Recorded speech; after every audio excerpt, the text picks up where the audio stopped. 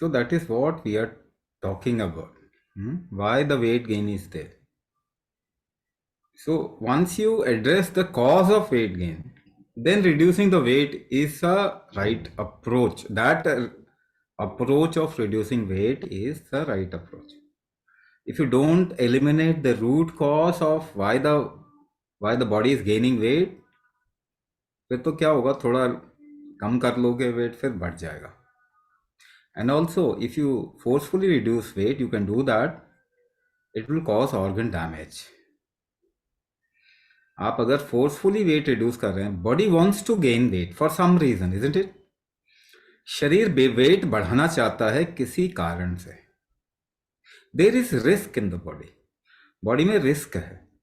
Risk से बचने के लिए it wants to create anti stress hormone, जो आपके फैट से निकल के आएगा, बनेगा, है ना. तो body wants to improve the और क्रिएट और heighten up the immunity factor. जितने भी इम्यून सिस्टम के इम्यून सेल्स हैं, वो सभी फैट से ही बनते हैं. बॉडी कोलेस्ट्रॉल और ट्राइग्लिसराइड भी इसी वजह से हाई करता है. Then fatty liver is something else. Fatty liver क्यों हो रहा है? See, if you rub a little chemical on your skin, कोई स्किन पे थोड़ा केमिकल डालो और रगड़ो, तो क्या होगा? जलन होगा ना, inflammation. How to reduce the inflammation immediately? एकदम से इन्फ्लेमेशन कैसे कम करेंगे? You put a little ghee, थोड़ा सा घी डाल दो, वहां पे अप्लाई करो, जो ज्वलनशीलता ज्वलन है ना, वो कम हो जाता है. Now we are putting lot of things in our body which is chemicals, है ना. दवाइयां तो केमिकल्स हैं. आपका फूड भी कैसा है? It is also a risk. Hybrid, inorganic, process, genetically modified. तो ये सारा का सारा ना लिवर में लैंड करते हैं, ऐसे मान के चलो. तो लिवर बेचारा, उसको केमिकल बॉम्बिंग हो रही है उसकी. And also you take medicine, food, apart from that environment. तो जो आप सांस ले रहे हो ना, वो भी रिस्क है आपके लिए. तो लिवर को अगर जलन होगा तो क्या करेगा? वो भी घी लगाएगा ना थोड़ा, तो फैट क्रिएट करके वो अपने को बचाने की कोशिश कर रहा है. तो क्या आप उसको नहीं करना देना चाहते? उसको बचाने नहीं देना चाहते अपने आप को? Then what to do? फिर करें क्या? First of all you have to create tolerance of your body. आपके शरीर की टॉलरेंस बढ़ानी पड़ेगी.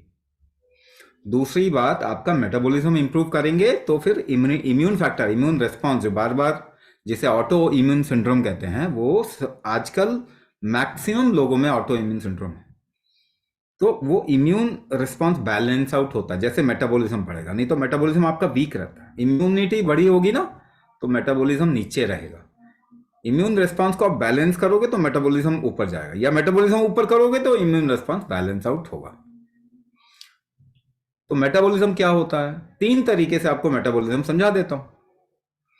The whole program is all about increasing metabolism.